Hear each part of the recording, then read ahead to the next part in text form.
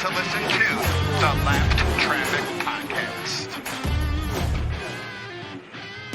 What is up, Lap Traffic Nation? Welcome to episode 281 of the Lap Traffic Podcast. I am your host, the Professor Brandon Crowd. Hope you all had a fantastic weekend. Well, we've added another duplicate winner, so we are still 11 winners through 15 races. That's still not bad, though. We still have that shot for, let's see here, 6 more winners to get us to 17 before the end of race 26. Let's see what happened this weekend. Got a good round of golf in with the league on Thursday night. Great time. Quick backstory on that is it's a Knights of Columbus golf league that golfs at Maple Lane, which is the shooting gallery of southeastern Michigan. It is 3 18-hole courses, link style, and, it is, like I said, it's the shooting gallery. And I golfed in this league many years ago in my early 20s with my grandpa. And if you've been around listening for a minute, you know my grandpa passed in November, and there wasn't any way I was going to not let a crowd name not be represented in this golf league after having one in there for, 20 plus years. So me and a couple buddies joined the league, and we just have a blast. I bet you $1 you can't make this putt kind of thing. I'll give you 6-1 odds on, we just have a blast out there. And so I bet my buddies that I was going to shoot a 42 on Thursday. I came up a little short, shot a 46, but that's all right. I'll take that. Friday night, Lindsay surprised me. I had a babysitter lined up, and we went and met some friends at our old stomping grounds, 24 Seconds Bar and Grill. Had a great time there. And Saturday and Sunday just hung out with the little guy and cranked up the smoker and watched some racing, which was great. So hope you guys had a great weekend. Hope you guys enjoyed last week's show with NASCAR Chasm and at Atlanta Racing, along with thethrowbackbrand.com. Got some great giveaways with those guys going on right now, and some great giveaways planned with them as we continue to grow all of our accounts, handles, brands, all that good stuff. So go check that out. Tonight, got Chris Hacker coming back on the show. We'll have recaps from the Trucks Cup at Gateway, as well as Xfinity in Portland. Got your typical social media shout outs. Aaron Studwell have the forecast, Lucky Dog lap down, and of course fantasy to close it out. There's a surprise person in the top 5 in Lap Traffic Fantasy. Whoever might that be? Well, just stay tuned.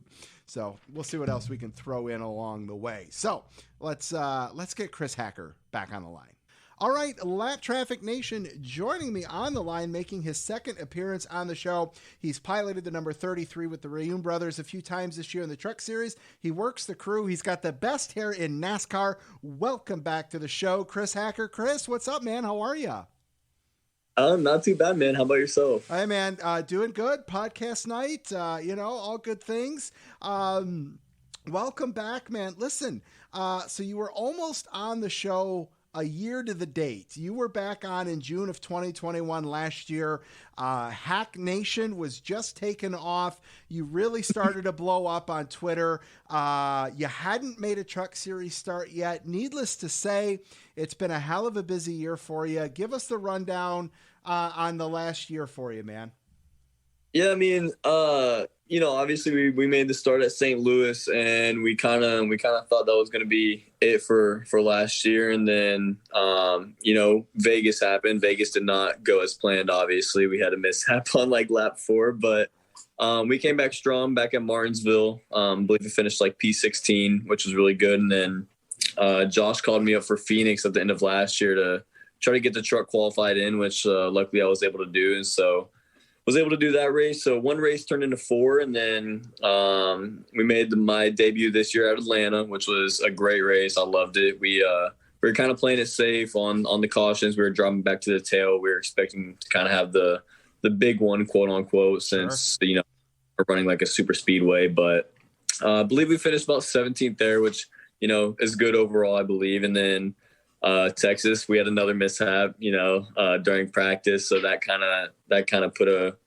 little hump in the road for us. But, we went out there, we were able to still compete in the race, which thankfully with these guys' help, trying to grind it out in between qualifying and everything, get it all fixed up, which we were able to do. But I still have a lot to learn, but we're still going at it full throttle, no pun intended. But it's got to be hard, right?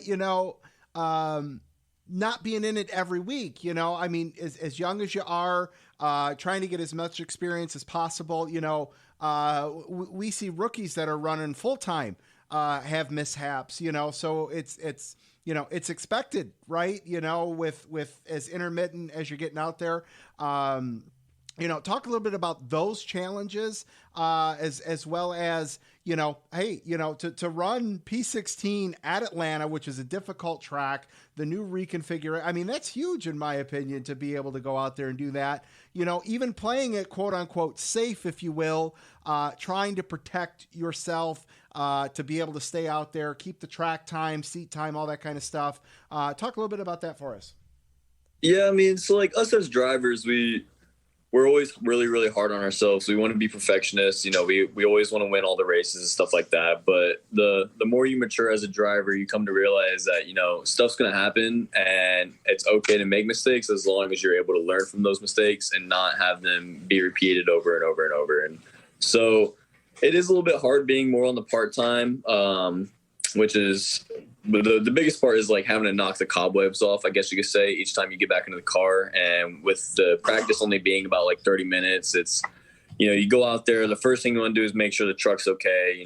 Everything's feeling right. You're good to go. And then by the time that's done, you come in, they make maybe a little adjustments. You're only really down to like 10 minutes left. And that's when the only time you have to really critique how you drive at the track. So it is a little bit of struggle. iRacing helps a lot. Getting on the simulator, practicing on there, turning laps. It obviously isn't just like real life, but then again, it does help a lot. But yeah, the biggest struggle is just having to knock the cobwebs off every time you hit the track. Sure. Chris, a lot of new followers, a lot of new listeners since you have last been on, and I'm sure you've got a lot of new followers since you were last on. Give everyone the rundown one more time, just on your racing career, your background, how you got into everything, and all that good stuff.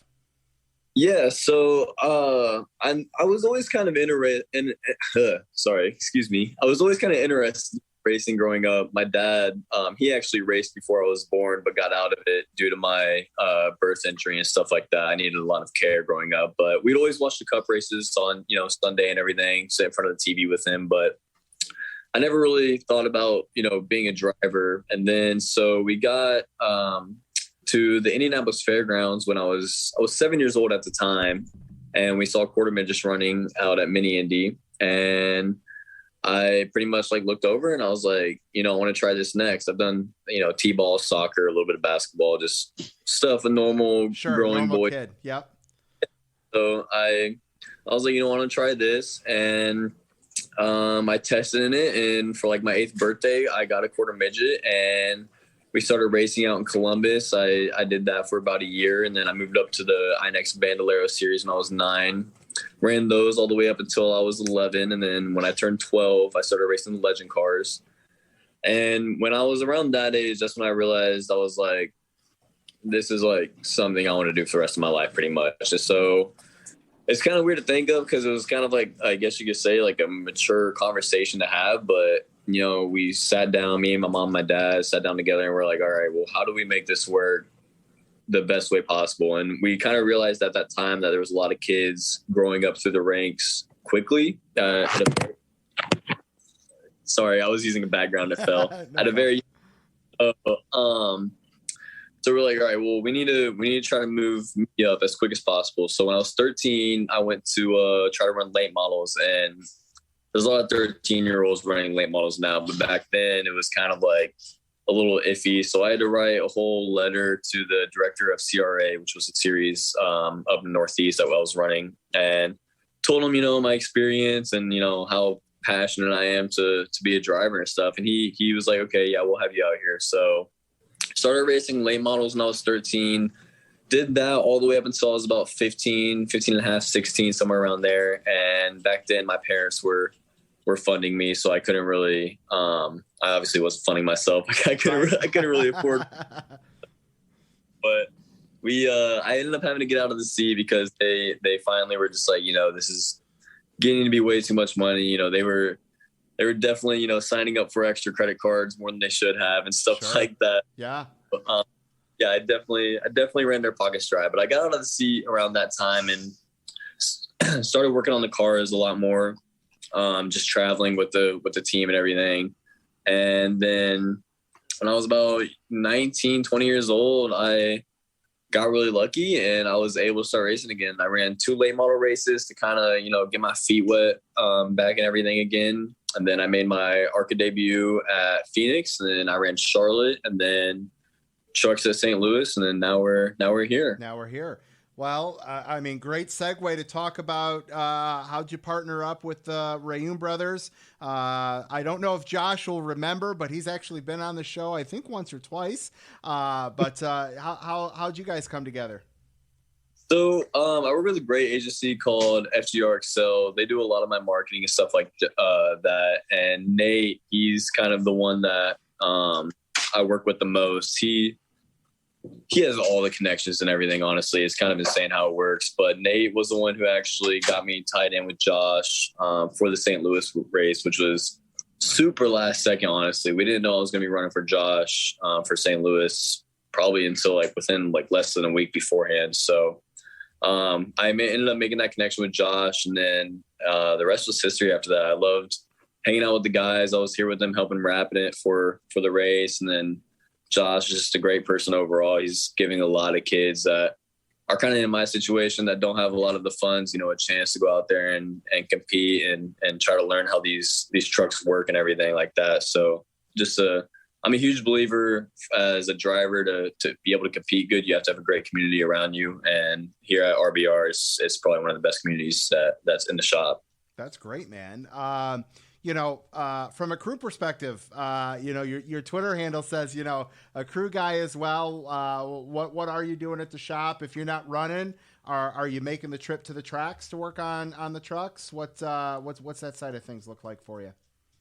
Yeah. So here lately I've backed away from it quite a bit. We've been really focusing hard on, the driver's side. I've had to kind of start working on, talking to sponsors and stuff like that and meeting them and stuff. So I've stepped back quite a bit from being at the shop and at the tracks and stuff. But, beforehand in the off season, I was definitely helping wrap the cars and printing the wraps and everything. But I went to Daytona with them. We had 2 trucks, an Xfinity car, and then also the Cup car there. And so we were definitely digging out there. It was a rough time, but it was a blast. Josh was able to make his first Cup debut as a team owner, with it being the 500 too. So that was pretty special for him. I was only on the truck team for that weekend, but still to be able to see it was pretty awesome. But yeah, it's all about a learning experience. As a driver, you got to be able to understand how the cars work, and the more you're able to, then the better you can be overall.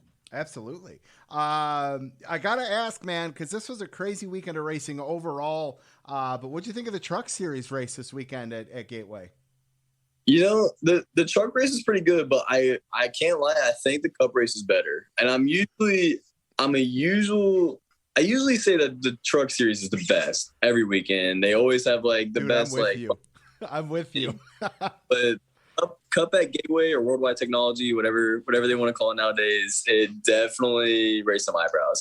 If they don't go back there, I'm gonna be really disappointed. I'm with you. Everybody that listens to the show regularly knows how much I love the Truck Series, how much I promote it. Most of the drivers on are from the Truck Series, and I love it, and I want to get as much awareness out there as possible for it, because it's you want to get into watching the sport, shorter race, Friday or Saturday night, great time, couple beers with the buddies, in a man cave, whatever the case may be. The Truck Series is where it's at to really, in my opinion, get that fandom, if you will, because there's rivalries, there's beating and banging, there's a little bit more parity. I just can't talk enough about the truck series, so I feel you. All the drivers are hungry to prove themselves, and so they're willing to take the little extra step to make sure that they're seen on TV, teams and everything that are going down pit lane. And so it gets a little rough sometimes, but it's definitely absolutely. What's next for you, man? Do you have something lined up schedule wise? Yeah, so we have some stuff in the works. We haven't really released yet, so I can't necessarily talk about, but Sure. we definitely have some up here in the pretty near future, actually. So you'll be seeing that on social media here soon. But yeah, I wish I could talk about it because I'm really, really excited. But, well, hey, you know, nothing wrong with leaving a good teaser out there, right? So stay tuned, right? What sponsors you've been working with? Can you talk about some of the ones in the past, or talk about what you can talk about? Yeah, so Del Dirt, I had them on for Atlanta and Texas. They're actually based out of Dallas in the Texas area. We originally talked to them just for Texas, but then Josh was like, I have Atlanta open. And so Nate was able to work his magic like he always does. And they ended up coming on board for Atlanta. And they weren't there at Atlanta, which was really upsetting because it was best race so far this year. Texas didn't go as planned, and they were all there and stuff. But after meeting with Scott from Dalder and everything, I've kind of like made a more of a friendship with them than a partnership on the business side. They're cool. Like I didn't have my car out there because I flew, so he like drove me to the hotel and everything, and we went and had dinner after the race and stuff, which was really awesome. And that's the best kind of partners you can have, the ones you can build a friendship with, because business is business, but if you're able to make a connection other than business besides that, then it always makes everything go a lot smoother. We do have some new partners coming on here soon, which is part of what I can't really release yet, but it is always out here working his magic, which I couldn't be more thankful for. But yeah. That's great, man. All right. Well, it was great to get you back on the show. Great to catch up with you. Very excited to see and hear about some of the new opportunities and to see you at a track in the near future. Tell everybody where they can follow you at on social media. Yeah, so my Instagram is Chris_Hacker, and then my Twitter is ChrisHacker_. My Facebook is Chris Hacker Motorsports, and you can find all that at my website, which is chrishackerracing.com. Awesome, man. Well, listen, like I said, great to talk to you. Can't wait to get you back on down the road, and hopefully we're talking about a longer stretch of races for you to where we're not shaking off the cobwebs. And it's been fun to see you grow your brand, if you will, from a Twitter perspective and getting out on that racetrack. For me as a hobby podcast, people have grown with me. And like I said, it's been cool to kind of see you just kind of start off on Twitter one day and kind of blow up, which has been fun to watch. And personally, outside of the podcast, I'm excited to see what your racing future holds for you and all that good stuff, man. Sweet, man. Well, I appreciate it a bunch. I appreciate you having me back on board. Absolutely, man. All right, cool, man. Well, take it easy. Best of luck rest of the season when you're out there, and we'll talk to you soon, man. For sure. Thank you. Thanks. All right, Lap Traffic Nation, there you have Chris Hacker. Great to get him back on the show. I love talking to these guys, that are just making their start, that are younger. One, like I said, kind of cool to grow with them with the show. I kind of feel like that's happened with like Cole Custer, Tyler Riddick, who have been on, in their early starts in their careers, and don't mind coming on the show now because, there's been a relationship developed, not, personal, obviously, or anything like that. But hey, they know the name Lap Traffic Podcast because they've been on it 6 or 7 times. So that's really cool. Very excited to see what happens with Chris there. Josh Brothers Racing, or Rayoon Brothers Racing, not Josh. They've been on, man, it was a long time ago. There was a connection with one of the Michigan football players. This was probably back season 2 or something like that. But anyways, I digress. Let's keep things rolling. All right, let's talk a little truck series action from this past weekend. John Hunter Nemechek, he is either winning races or finishing last this year, it feels like. And a lot of people got burned this week in Lab Traffic Fantasy. Like I said, it's checkers or wreckers, it seems like. Granted, he's only got one win. He started up front on the pole 4 different times, but out of 11 races, he's got 4 finishes of 24th or worst, including the 35th place finish this past weekend at Gateway. So, it started off pretty bad for John Hunter. Daytona, Las Vegas, Atlanta, all 24th, 25th, and 24th place finish. Does this 35th place finish mean he's got 2 more bad races ahead of him? Or will he be on the rebound this weekend at Sonoma? Time will tell, right? 11 cautions. It's too many. That's too many. I digress. I've been on a number of rants there with that, but I do want to highlight here some solid runs. Matt DiBenedetto with a 6th place finish. Johnny Sauter with a top 5. Who knew that was still possible? Stuart Friesen up there in 4th, which is great. And again, guys, there's only 5 more truck races in the regular season. Like, it is go time, and it's barely the middle of June. I think that goes unnoticed a lot just because of how long the regular season is in the Xfinity Series and the Cup season, that there's only 5 more races. And yeah, you're going to throw in a bunch of off weeks here coming up, so it's going to get stretched out. They still all finish in November.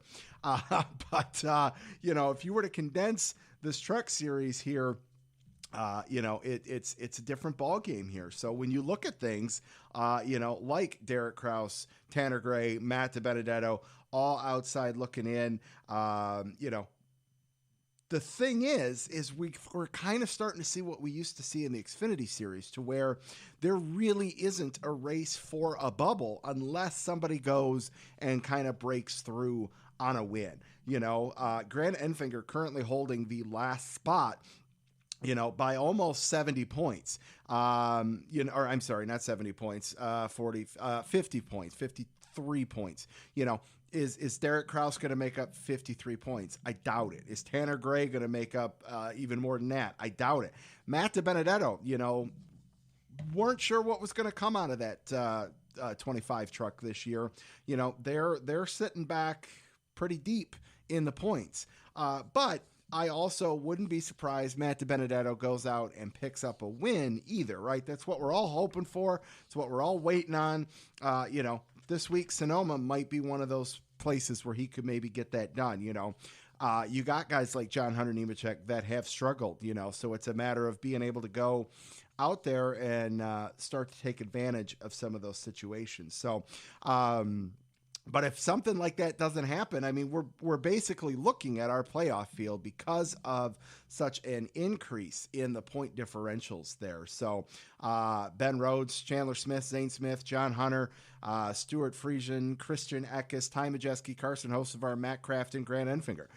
We very well could be looking at our top 10 Truck Series playoffs. What do you guys think? Does anyone surprise anybody? Does anybody pick up a win outside the top 10 and get something done here that might surprise us all? We shall see. They're on to Sonoma this weekend.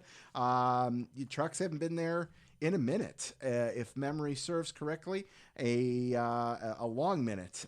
1998 to be exact, when Boris said picked up the win. Kevin Harvick finished 17th. Greg Biffle finished 20th. Matt Crafton was not even in the race the last time the trucks were at Sonoma. So little fun fact for Lab Traffic Nation out there. All right, let's talk about the Xfinity Series racing in the rain. The rivalries really upped the game here, starting with the Xfinity Series, carried over into the Cup Series. I'm not sure how AJ Allmendinger pulled this thing off. Like, I had him picked in Lap Traffic Fantasy, as well as a number of you guys did as well. And, 2 laps in, he's off the track. I'm like, damn it, there goes this week's points. But no, I mean, he was involved in how many incidences on the track, and I know he was off the course at least 3 or 4 times, and is able to battle back and pick up the damn win at this thing, which is awesome. I mean, AJ Allmendinger goes to a road course. You better watch out. I don't care what series it is. Go put him in a truck. I bet you he's going to possibly be up there contending for the win. Again, this was another one kind of like the Truck Series where some of the top guys had some issues, and people went out there and, started to make a name for themselves. They stepped up to the plate to go seize the day, to capitalize on the opportunity. Myatt Snyder with an awesome second place finish. Austin Hill with a third place finish. Let's see who else here. JJ Yaley with a 8th place finish. Alex LeBay with a top 10 finish. Landon Castle's car looked like it should have been at Dale Jr.'s graveyard, and he was able to finish 15th. Like, I mean, just a interesting race on Saturday, that's for sure. Let's see here. Oh, all right. I pulled up some notes here as I was talking. 31 adjustments prior to green flag and went off the course 4 times was AJ Allmendinger. That's absolutely incredible there. Thank you, jski.com, for the quick tidbit there for me. Let's see here. What else do we want to talk about with the Xfinity Series? All right. Noah Gragson, Ty Gibbs. Was it racing? Was it intentional? The way he drove through him, it looked like it, and hey, whatever, go out there, get the wins. If you can get them. Ty's collected them. He can drive the car. I think though, he obviously isn't going to make it easy on himself, but you're not there. What's Joey Logano say? I don't race my friends. I bring my friends to the track kind of thing. And that's the mindset you got to have.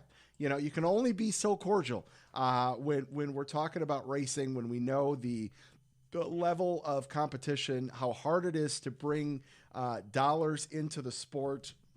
And if someone is going to bring dollars into the sport, they want to know that they've got a shot to be in victory lane as well. So, I mean, is it good? Is it bad? I think all rivalries are good for the sport because it's just going to make us tune in next week to see what happens.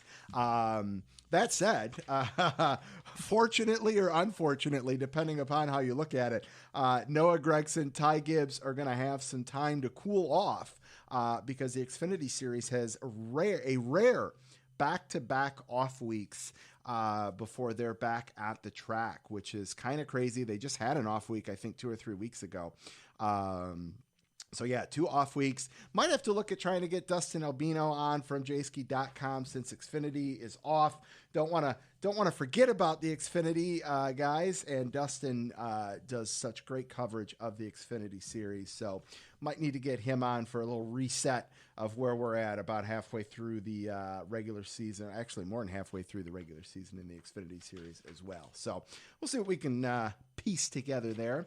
The rivalries continued into Sunday. Hot damn, did they? Ross Chastain did not make any friends with either Denny Hamlin or Chase Elliott.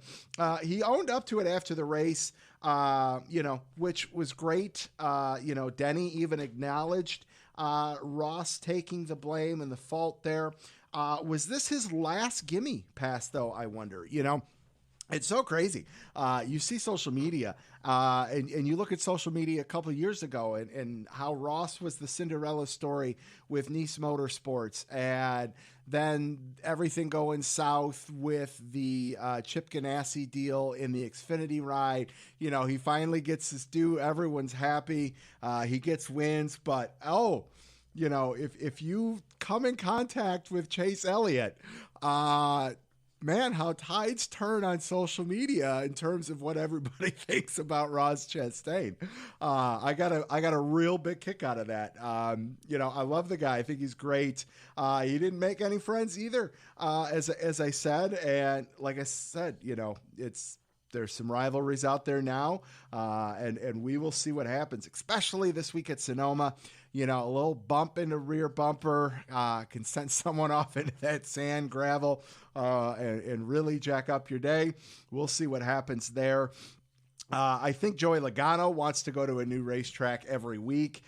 He likes to win wherever the series is debuting at. Saw that earlier this year at the Coliseum.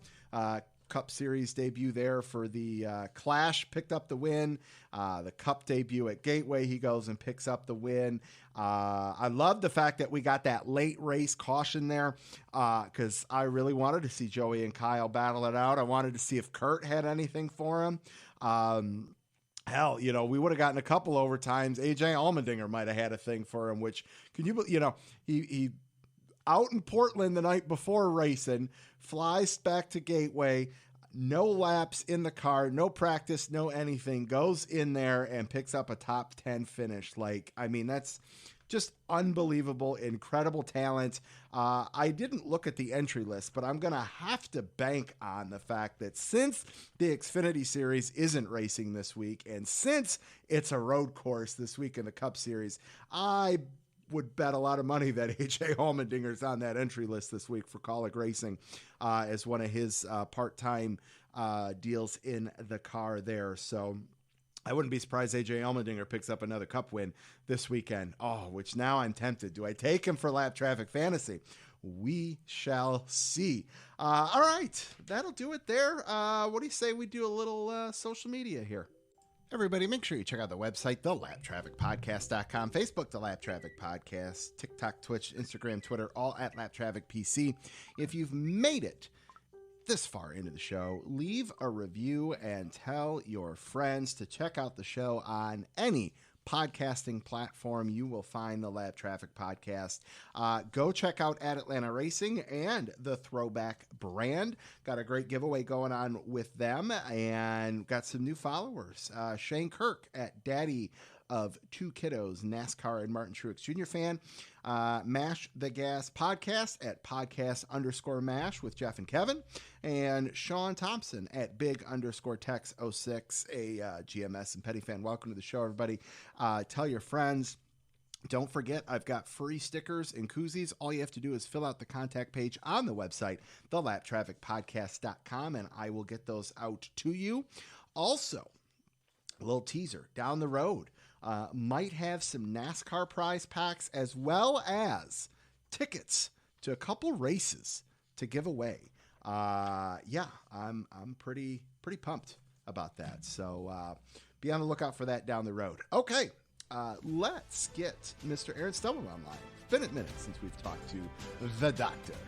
All right, Lap Traffic Nation, joining me on the line. You can follow him on Twitter at RaceWeather, along with Brian Newdorf at NASCAR_WXMAN. The doctor is in the house. Dr. Aaron Studwell, sir, good evening. How are you? It's been a minute. Good evening. I'm doing well. And yourself? I'm hanging in there. I got to share a funny story with you in case you haven't listened to last week's show, because I know you just can't wait for it to drop and dial it up. Newdorf was on last week, and he issued me a challenge that I have not been able to complete yet, and odds are not looking good to be able to complete by his next appearance next week. Uh-oh. I was challenged to watch, because I have never seen it, the original Top Gun, and a week later I still have not been able to watch it. Wait a minute. Are you a movie guy? No, not at all. Okay.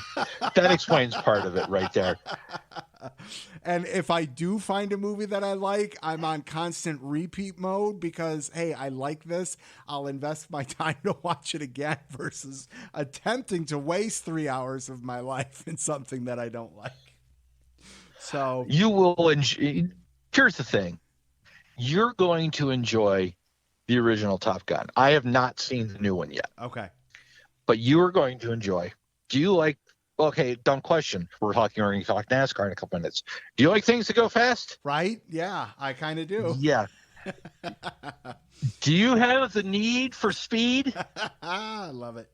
Yeah, you know, I get it. I gotta dial it up. It might take, honestly, it might take me from now till next Tuesday at, some 20-minute increments to get I was it going all to say, in. and there's nothing saying you have to watch it all in one sitting Right, either. yeah. That's a great point. Yes. So I'm going to see what I can make happen between now and next Tuesday. Because Newdorf, he goes, well, odds are you'll have 3 weeks because it seems like every week I'm up, you skip a week, and then I get delayed.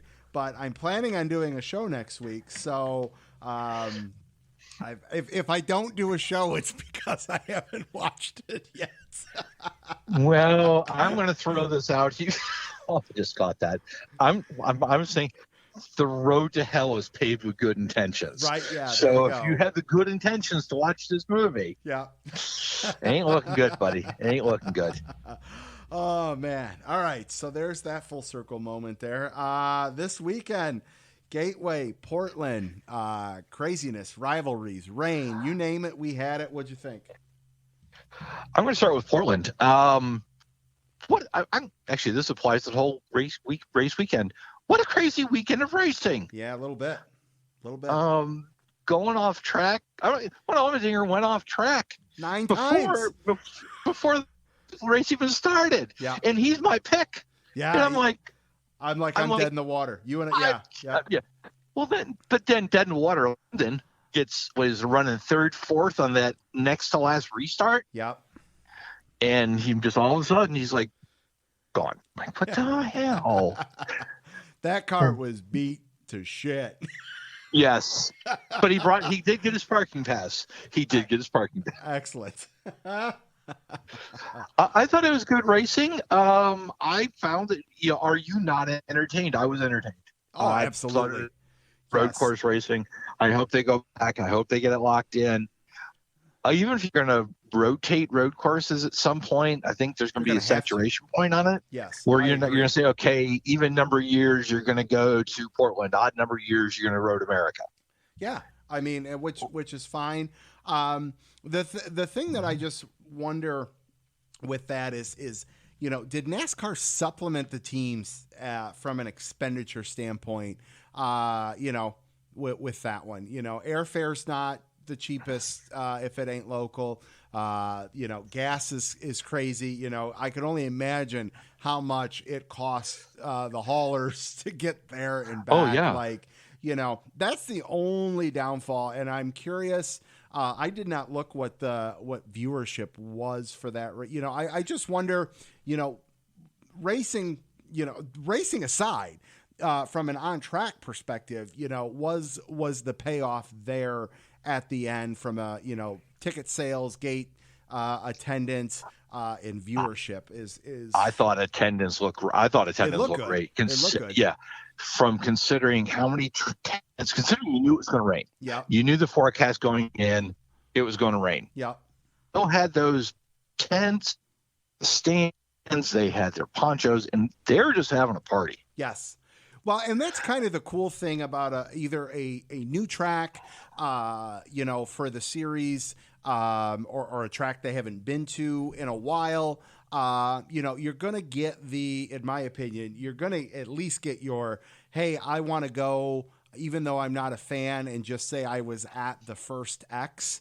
Right. So I wonder what the attrition rate would be, that would, and I hope it's amazing.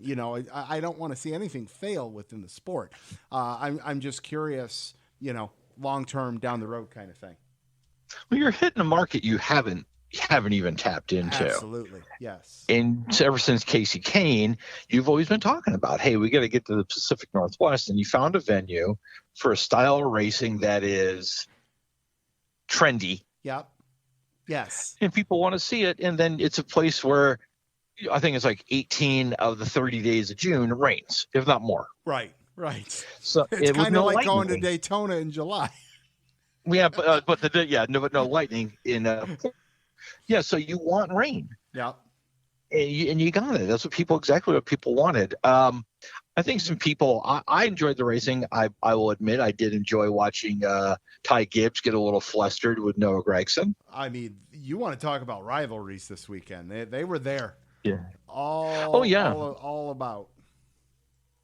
Oh. Yeah, and then you waiting for Sheldon Creed to pull his Warburton moment. Mm-hmm. Yeah, absolutely. He was poised and ready to throw. I thought. I agree. And then you've got Ross Chastain, which and I talked about this earlier. I'd like your take, because 2 years ago Ross Chastain could do no wrong, was the Cinderella story. He had his Nice Motorsports run. He had the ride lined up with Chip Ganassi in the Xfinity Series. Then that fell through. Everyone's chomping at the bit. Ross needs a ride. Ross deserves and now Now there's some heat on him, so I'm curious your take on that. I was going to say 2 weeks ago he was a Cinderella story, because I think people expect the beating and banging on a road course, so that when he had a coda, people like the same thing happened the day before in the race, and nobody complained. So it's like they just became anti Chastain. Yeah, I didn't see the SMT data. I know they talked about the SMT data. He did hit the brake before he hit Hamlin. Okay. He was just driving over his head. Yeah. And I think, but the thing on the restart, they were going 3 and 4 wide. Yeah. Nothing good was going to come of that. No. And that's like I said when I was watching a race. I think I've tweeted this. It's like you have to remember, in order to finish first, you must first finish. Right. Yes. Yeah. Minor caveat, but yes. That one restart where both Elliott and Hamlin, I haven't laughed that hard during a race. I don't know how long. Yeah. No, it just set itself up so perfect. Yeah. Like you said, are you not entertained? I mean, we've gotten, and then Joey Logano out of the blue, he's just like there at the end to go win and knock the door down and take the first cup win there, So good times all around, I think. Good times all around. Yeah, it was good. It was great racing. Yeah. Mostly. Yeah. I don't know what I would give it a definitely entertainment, but there was definitely times where the racing wasn't great. Yes. Well, which is a byproduct of the new next gen car. Yeah. Well, I'll be honest. After watching the truck race, I was a little concerned for the Cup race, because I thought the truck race was a little spaced out, in my opinion. But the Cup race delivered, which it's not often and I'm not even complaining about the truck race, but it's not often to where I'm not, I romanticize the truck race and series a bit much. So it's, I have a fond heart for the truck series. So it's not often that you're going to hear anything negative or non-positive. And it was just kind of a home truck race for me. So I was very surprised and pleased to see the Cup race deliver like it did. Now, if we don't have the incidents with Hamlin and Chastain and Chase Elliott and Chastain, that added to the entertainment value, So I wonder if that would impact the reviews, if you will. But no, I thought it was pretty solid for the first time there. Yeah. And here's the other thing, and I'm not sure if you've mentioned this yet prior to our segment. 300-mile race versus a 400-mile race. That was a 300-mile race, and it seemed just about right. If they had gone another, what it would have been, 75 or something laps. Man, 80 laps. That's a great point. I could get behind shorter races. I could. Obviously it's less of a commitment time. My thing is I really wonder if that would hurt, Michigan, for example. Let's say they knock Michigan down to a 300-mile race. Like, I could get behind that. But, all right, now you're taking 100 miles off. You already don't run there with all three series. So it's will people show up for probably the same ticket price, for less bang for the buck, if you will? I wonder if you can only do that on smaller tracks, though. That you're gonna, because you think the Bristol night race, that's only 250 miles. Yes, you got your cautions and all of that build all into that, your time factor. Right, and maybe you just say, okay, this worked on with a 2 mile track, a 300-mile race. It's going to. I don't think that would play very well. I think 400 is the right distance for there, but for a Richmond, for a Darlington, not the Southern 500, right? Not the Crown Jewel races. Yes. But no, I think Richmond could very well benefit from that. Hell, and we talked about this in the past. We talked about this, and we saw it come into play during COVID when we were running, 2 cup races a weekend at some tracks, like. Oh yeah. Could you run 2 cup races in the same day at shorter lengths? Would there be a payoff and benefit there? Would you extend the season by races because, you're going to double up? Do you cut some weekends out? Do some tracks get the boot? All these things that are fun talking points, but, Richmond, we all know about Richmond. Like if you cut Richmond in half, ran 2 races same day, inverted the field, give the fans an hour to go run to their car, go get a beer, whatever the case may be, right. Line them up, do it again. I'd buy into that all damn day. I don't know. Yeah, I know IndyCar tried that at Texas. Yes. And they tried it once. And that may be the answer. Right. They tried it once. Because you're kind of asking it's a big ask for your TV audience. Because they're going to have to commit about 4 hours for doing that. Yeah, good call there. So look at what they did. Was it last year at Pocono? They had the doubleheader, the Friday, Saturday, Sunday doubleheader. Yep. That's a good call. And there's your youngest fan. Yep. Yeah, you can hear him in the background. I love it. All right. Wine Country, Sonoma. It's going to be sunny. It's going to make this weekend really easy for me. Sunny skies all 3 days. It will be near 90 on Friday for the truck practice in qualifying, but Monday highs in the upper 70s, near 80. Morning lows actually in the low to mid 50s.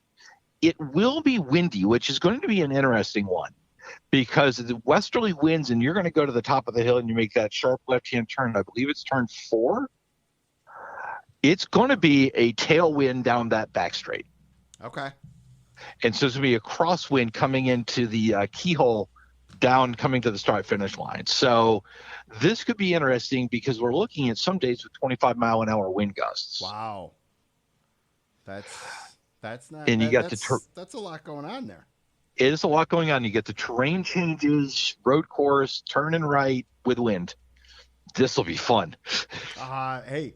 I am excited. I'm ready to tune in. I'm going to try to get on the golf course Saturday and ready to go on Sunday. So there you go. That's the benefit of a West Coast race again. You get absolutely. I think it's a 4:00 start for us. Yep. 4-ish. I will take it. I will too. All right, man. Well, listen, great to catch up with you. Lap Traffic Nation, make sure you follow Aaron on Twitter at RaceWeather, along with Brian Newdorf at NASCAR_WXMAN. We'll see if we watch Top Gun. Sir, good to talk with you. We'll catch you in a couple weeks. You will. Sounds good. Enjoy the movie. Thank you. All right. Whenever I see it. Yes. We'll talk to you later, man. Bye. Okay. Bye. All right. You guys know what sound that means. It's time for this week's Lucky Dog and Lapdown Picks. I am very excited for this week's segment because you guys came very, very strong. Like every time I looked, there was a new notification, and I was blown away by the number of responses this week. So let's get right to it. My lucky dog, the race weekend, fans for a great racing weekend, as well as the Dinger and Joey Logano. Lap down, John Hunter Nemechek. All right. Those are my picks. Let's see who you guys got. Scott at 1985 Wagner. Lucky Dog, the Dinger. No laps, top 10. Lap down, Denny Hamlin not using the thing between his ears, getting involved with nothing to do with him on top of his childhood temper. Damn, Scott brought the heat. Brian at Stormin B81, Lucky Dog wasn't bad racing, but nothing stood out. Lap down, Bonehead Chastain again trying to run over everyone. That seemed to be the general consensus there on social media. Brett at B Wayne 8589 from Blowing the Doors Off. Lucky Dog dinger for coming through the field and surviving a disaster of a race. Lap down, Denny Hamlin for continuing to act out after the incident with Ross. Ross may have gave him the bumper, but using your car like that for the rest of the race is a bit much. I'm surprised nothing was done there because he did deliberately 10 laps down, give him a shot. So I was very surprised NASCAR didn't do anything there, but I digress. Chris at USMC_NASCAR Fire.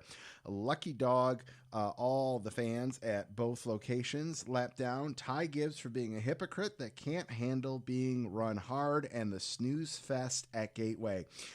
Chris, man, your response definitely fielded one hell of a response from some people out there, and I just enjoyed sitting back watching it all unfold there. I love it. Keep it coming. Colin at Colin_with_cars. Lucky Dog to Joey Logano. The guy keeps winning inaugural events. Lap down to Goodyear tires. Dale at Real David Kahn. Lucky Dog Ross Chastain for not being put in the wall. Lap down Ty Gibbs for getting wrecked under caution, though I am enjoying the drivers policing stuff on the track again. If NASCAR wanted entertainment, this is what they needed to do. Stay out of it. There you go. Fritz at Fritz9824. Lucky Dog. Ross Chastain for not getting chased down by crazy Chase Elliott mob, and lap down to all the Logano haters who said this man can't win a race clean. Hashtag 22 in 22. Hashtag sorry, not sorry. Fritz, I love that there. Love the hashtag, Gabe. Jared at JTM0086. Lucky Dog, Kurt Busch. Lap down, Kevin Harvick. Yeah, Kevin y'all know I'm a diehard Kevin Harvick fan. I've not had a lot of Kevin Harvick stuff to talk about, and it's painful sometimes.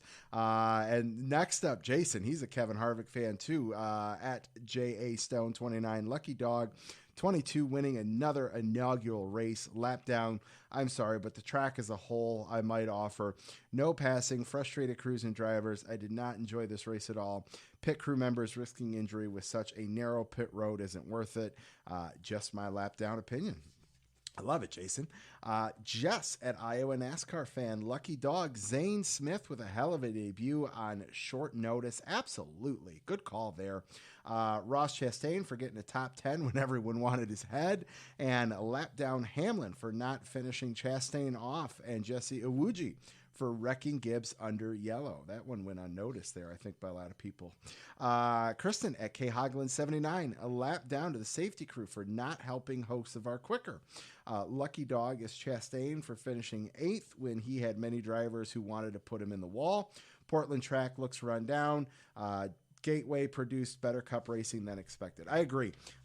With the way the truck series went, I was a little nervous for the cup race, but cup race turned out pretty decent in my opinion. Let's see. We've got a few more to go. Matt at Camper News Net. Lucky Dog to all the fans that came out to Gateway. Amazing to see the stands filled up, especially first cup race there. No lap down. All right, Matt. Mick at GoDucks5_Mick. Lucky Dog Joey was fast all weekend. Lap down. Ross Chaos. Mitch at Just Mitchin. Lucky Dog fans at both races. Lap down. Ty Gibbs for getting rear-ended by Jesse. Completely ruined his race. Chastain as well, just making the same mistake over and over, but he owned it. And Rowdy at the Rowdy Dragon. Lucky Dog Ross was super lucky not to get walled a few times. Lap down. Ross Chastain will be hard-pressed by the whole field from now on. Bad mistakes. And last one here, Tristan at Tristan Cole. A Lucky Dog, Team Penske, 2 wins on Sunday. Zane Smith on his first cup race. Blaney getting 4th. Crowds at both races. Lap down.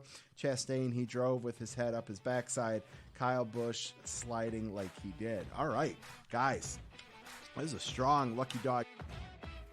All right, Lat Traffic Nation, let's close this thing out with a little Lat Traffic Fantasy. Just a reminder, get your picks in by 5 o'clock Eastern Standard Time on Thursday. Check the website out if you need to see who you've picked. Check the website for standings, all that good stuff. Keep the Twitter interaction up using hashtag LTFantasy.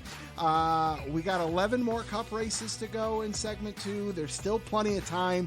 Lots of movement, as you can see, with some of the picks this week. We'll get into that in just a minute. Joining me on the line, his first time on the show. He's been playing for a minute, though, I believe. Welcome to the show, Matthew Miles. What's up, man? How are you? Hey, I'm great. Yeah, it's first time on the show. It's my second year actually in the league. It feels like it's been forever, but it's my second year in the league, and I'm glad to be on. Glad we got the right picks for once. Right, man. I hear you. It feels longer when you're not doing good. At least that's how I feel sometimes. Like, damn, this thing takes forever. Yeah, man. What'd you think of this weekend? It was interesting. Gateway, I think, is a great track for the Cup Series.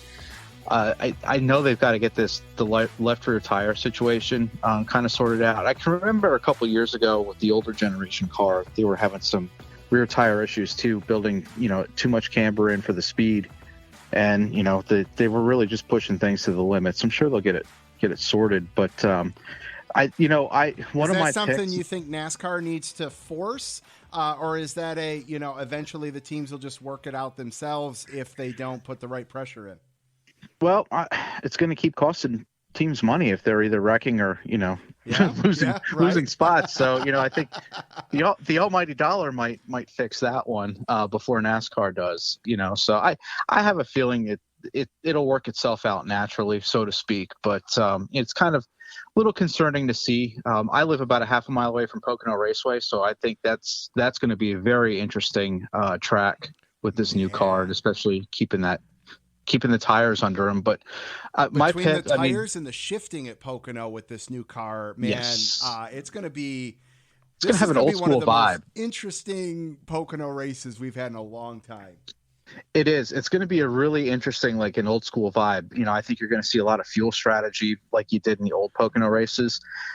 Some people call it boring. I really love those types of races because you almost have to. It's like keeping baseball score. You have to really keep your eye on what's going on to see who's got the shot at the end. That's so I'm looking forward to it. I'll be honest. There were times where Pocono was a struggle to watch sometimes. As I've done the podcast and I see things, a lot more for what they are and appreciate the team aspect of things. It's hard for me not to like a race, and Pocono has grown on me. I could see this too almost being like a road course where they kind of reverse scheme things as far as pit stop strategy and all of that with this one. It's going to be a must-see Pocono race. That's for it sure. Is. Yes. It is. But my secret to any time the Cup Series goes to a new track like they did Gateway, you pick Joey Logano. I mean, that's a thing now, right? Like it's causation causes correlation. I guess that's the saying to it or whatever. But that's kind of how I went this week, and sure enough, it worked out. So the funny thing, the next thing I'm going to keep an eye on is the next new track is I'm going to see what Vegas does with Joey Logano, especially if it's a type of track that he maybe hasn't performed well at, but will they adjust the odds just because of what he's done at some of these new tracks? Like that's going to be crazy. All right, man. Well, listen, this week you knocked it out of the park with Logano, Dinger, Friesen. You picked up 2 bonus points, almost picked up 3. But came we're close, just under the week high. But that's awesome. I had solid picks, even though it scared me all weekend with Rhodes, Dinger, and Chastain. All 3 drivers struggled. Dinger coming back out of nowhere. I don't know how the hell he did it to pick up that damn win. Chastain rebounded a little bit, so I'm not complaining. So with that said, let's hit the top 10 here in segment 2. In first place with 327 is Pete Curvin. And this is where some people are going to say there's some collusion going on here, because in second place with 320 is my uncle, Matt, with 320. And I am tied for third place with 313 with myself and Kenny Hunt. Logan Cummings in fourth. Joel Nolf in fifth. Two-way tie for fifth. We got Mark Luddington, Brett Morris, Stephen Florenz, and Kristen Haglund wrapping out the top 10. So don't worry. While it may look like the crowds are starting to take over, that's not the case for sure. Bonus points. Kristen Haglund is kicking ass with 13. Jason Dickus has 9. Tony LeBay has 8. Kim James and Mark have 7. And then it's on down. There's a lot of people now with 6, 5, 4, 3, 2, 1. Almost everybody in the league has at least a bonus point there, which is awesome. And then the cumulative standings where it matters. Kristen Haglund is in first. Justin Hughes is in second with 1430. Jason Dickus in third, 1425. Michael Mason in fourth with 1413. Kevin Hahn in fifth with 1408. Matt Crowd in sixth with 1406. Two-way tie for seventh with Stephen and Tony with 1403. Aaron Studwell is in eighth with 1402. Henry Fletcher at ninth, 1401. Matt, you noticing a trend? You see how close the standings are? That's what I absolutely love, man.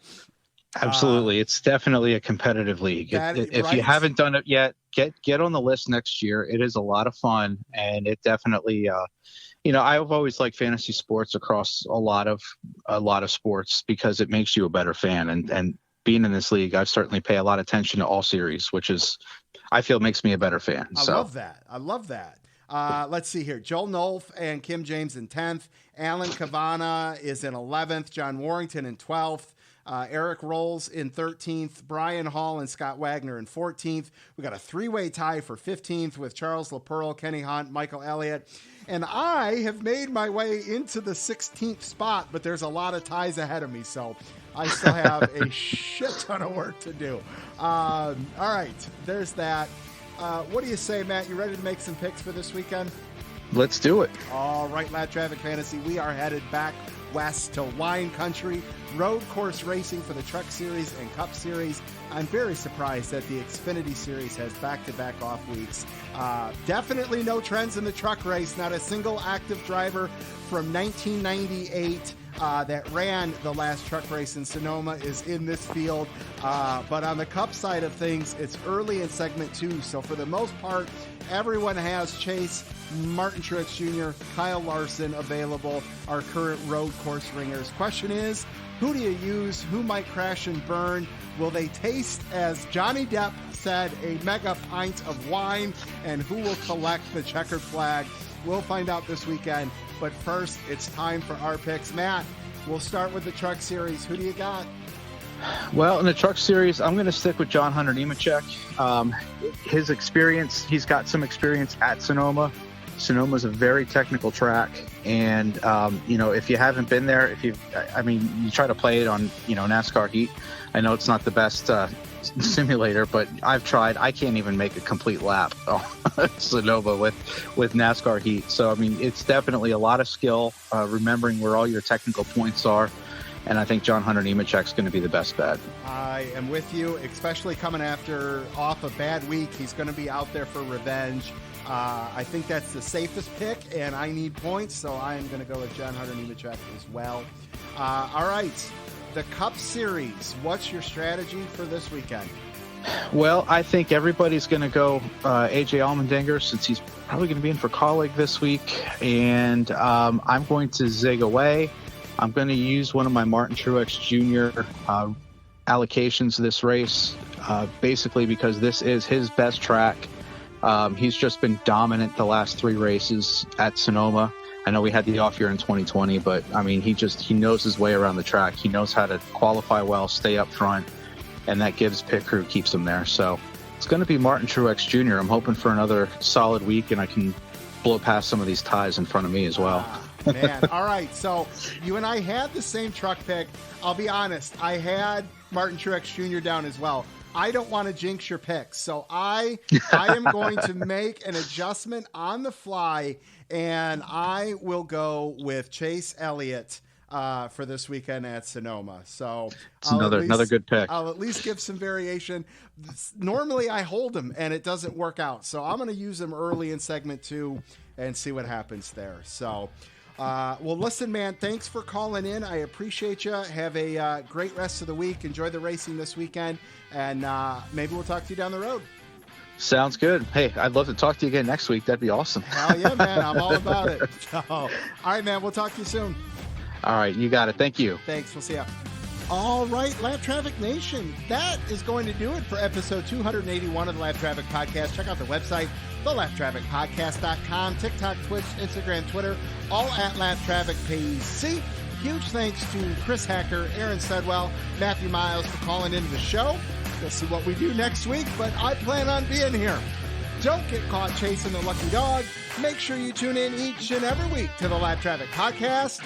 See ya.